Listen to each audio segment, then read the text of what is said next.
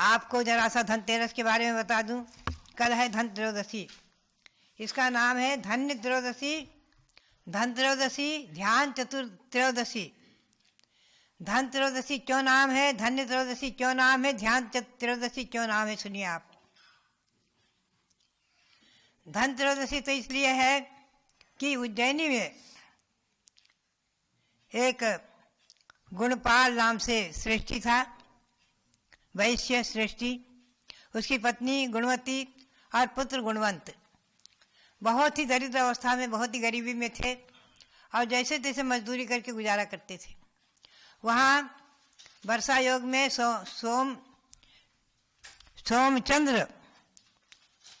सोमचंद्र महामुनि, निर्गंध दिगंबर मुनि, जो अनेक रिद्धि से संपन्न थे, वो वहाँ वर्षा योग में विराजमान थे।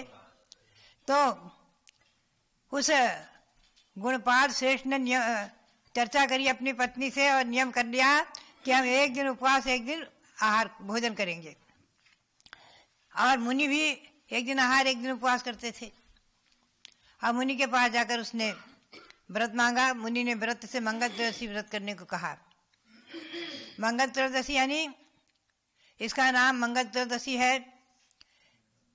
कार्तिक कृष्णा त्रयोदश के दिन व्रत करना आदि विधि बता दी और 13 महीने तक ये व्रत बराबर कृष्णा त्रयोदशी को करते रहना आदि। और वो श्रेष्ठी एक दिन भोजन करता, एक दिन उपवास। अकस्मात त्रयोदशी के दिन उसके यहाँ सोमचंद्र महामुनि का आहार हो गया। आप ध्यान रखिए कथा और नोट कर लें। आहार होने के बाद वो श्रेष्ठी उन्हें छोड़ने के लिए जंगल में आ गया। उनका कमंडल लेकर साथ में जंगल में आकर महामुनि एक पत्थर की शिला पर बैठ गए और उनके चरणों में नमन किया, नमस्कार किया और जाने की आज्ञा मांगी।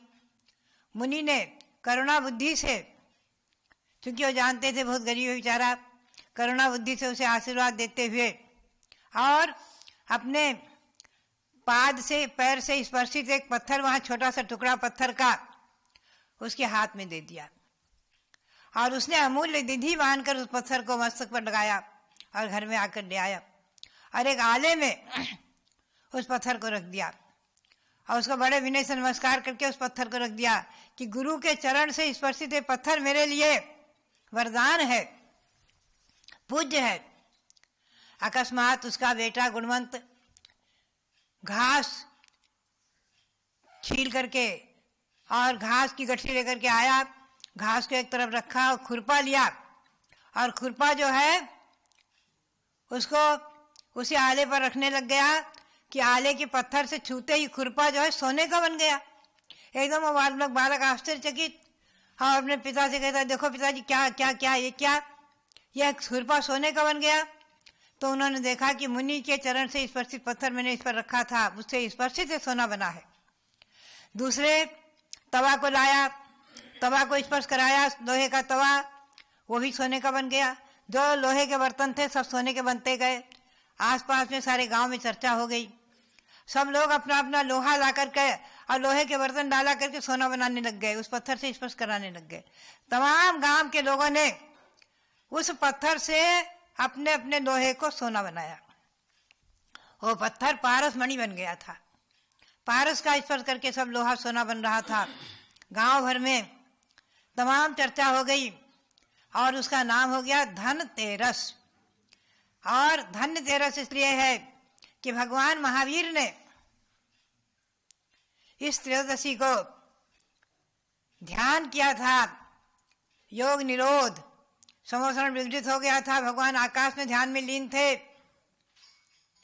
और 2 दिन का ध्यान किया है। अमावस्या को प्रत्युष बेला में भगवान निर्वाण को प्राप्त हुए हैं। तो इसलिए ये ध्यान त्रयोदशी हो गई, ध्यान त्रयोदशी। और धन्य त्रयोदशी और ध्यान त्रयोदशी। धन तेरस तो इसलिए हुई कि सबके यहाँ का लोहा सोना बना था और ध्यान त्रयोदशी इसलिए हुई भगवान ध्यान में आरूढ़ हुए थे। पावापुरी में अधर आकाश में भगवान ध्यान में लीन थे। योग निरोध किया था, समोसन विघटित हो गया था।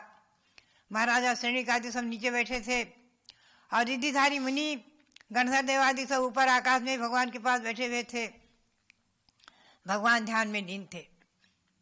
इसलिए ध्यान चतुर्दशी त्रयोदशी इसका नाम सार्थक हो गया है, ध्यान रखें। तो इसके धनतेरस, ध्यान त्रयोदशी और धन्य त्रयोदशी, अब मेरे जीवन में भी ये स्वयं वरदान बनी है। मैं इसके बारे में थोड़ा कल आपको परिचय कराऊंगी कि इस दिन धनतेरस को ध्यान करते करते मुझे 2 बार उपलब्धि हुई है। 2 बार की जो उपलब्धि, वो उपलब्धि क्या हुई है और उसकी क्या महिमा है, इस धनतेरस के दिन आप ही अवश्य ध्यान करें, भगवान महावीर का ध्यान करें, तिन्मय जतुस्वर भगवान अपनी आत्मा का ध्यान करें आदि। ये ध्यान त्रयोदशी की महिमा कल मैं आपको बताऊंगी संक्षेप में। तो अब आप महामंत्र का जाप करेंगे। ओम ह्रीं वरम नमो सबोसई पत्ताणम, ओम ह्रीं वरम नमो सबोसई पत्ताणम, वैश्विक महामारी रोग निवारणम कुरु कुरु स्वाहा, वैश्विक महामारी रोग निवारणम कुरु कुरु स्वाहा। आप सब लोग सुरक्षित रहते हुए और दीपावली में कोई उत्सव महोत्सव न करते हुए अपने अपने यहाँ दीप मालिका सजाएं। पहले तो भगवान का निर्वाण कर्नाटक बनाएंगे और क्रमशः सायंकाल में, जैसा कि आपको अभी स्वामी जी ने बताया है, जब भगवान मोक्ष गए हैं तभी इंद्र ने दीप मालिकाएं सजाई हैं और खूब पावपुरी को जगमगाया है। तो उसी उपलक्ष्य में, जैन परंपरा के अनुसार उसी उपलक्ष्य में दीपावली मनाई जाती है। दीप मालिका सजा करके उत्सव मनाते हैं। तो आप उसी दिन सायंकाल में 15 तारीख को सुबह निर्वाण लाडू चढ़ाकर सायंकाल में दीप मालिका सजाएंगे और सायंकाल में श्री गौतम स्वामी को केवल ज्ञान हुआ है, उस उपलक्ष्य में भी गौतम स्वामी की और केवल ज्ञान महालक्ष्मी की पूजा आदि करेंगे। ये सब विधि आपको स्वामी जी ने बताई है और कृति रूप में आपको दिखाई भी जाएगी। सबके लिए बहुत बहुत मंगल आशीर्वाद।